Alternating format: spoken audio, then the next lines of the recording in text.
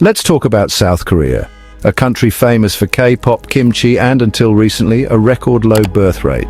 For years, the government tried everything to boost births, but nothing worked, until 2024. For the first time in 9 years, the number of newborns actually went up.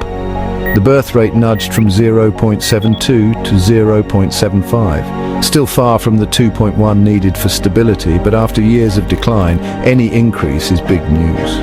It's like being last in a marathon, but finally picking up the pace. What's behind this? A spike in marriages, the fastest rise since 1970.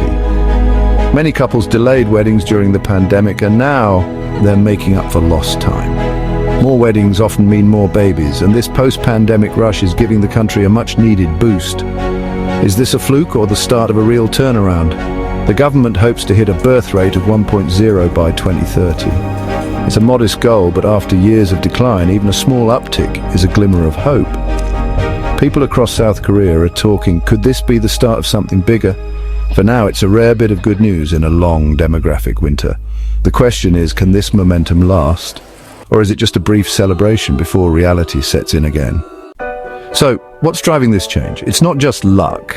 It's a mix of government cash, corporate bonuses, and shifting attitudes.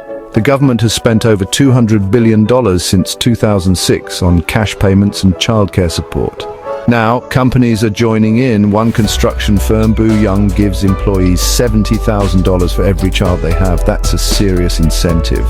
But it's not just about money. Work-life balance is finally part of the conversation. Flexible hours and better parental leave are making family life more possible. All these changes are creating a more family-friendly environment. For young South Koreans, having both a career and a family is starting to feel possible. But let's not get ahead of ourselves. Experts warn this uptick might be temporary. Even with a higher rate, the number of women of childbearing age is shrinking fast. In the 1990s, there were 600,000, 700,000 births a year. Now it's in the 200,000s.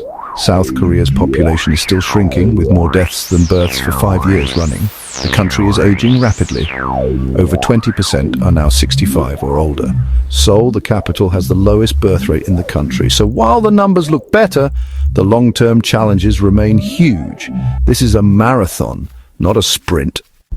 So what does it all mean? South Korea's story is a mix of hope and hard reality. The government and companies are making a difference, but the demographic mountain is steep. With a birth rate this low, the population could halve in 50 years.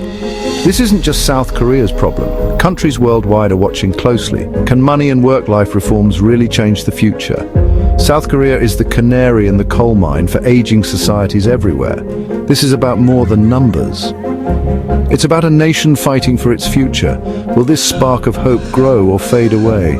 The world is watching to see what happens next, and we should all be paying attention.